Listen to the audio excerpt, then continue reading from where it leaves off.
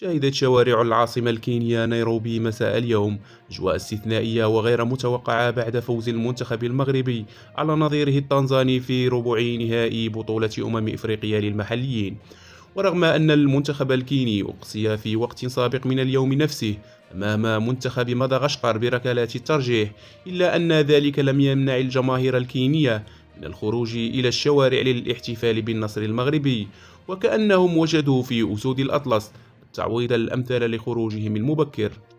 ورصدت عدسات الهواتف مشاهد مؤثرة لعشرات المشجعين الكينيين وهم يرفعون الأعلام المغربية ويرددون هتافات صاخبة كان أبرزها الشعار اللافت "المغرب عقدتهم"، في إشارة إلى التفوق المتكرر للمغرب على الجار التنزاني في مختلف المنافسات.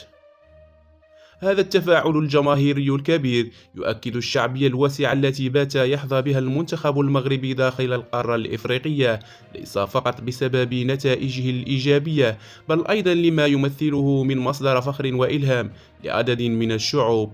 فالإنجازات الأخيرة وعلى رأسها التألق التاريخي في كأس العالم بقطر والتتويج بكأس إفريقيا للمحليين في نسختين متتاليتين رفعت من أسهم أسود الأطلس وجعلتهم يحظون بدعم وتعاطف جماهيري عابر للحدود.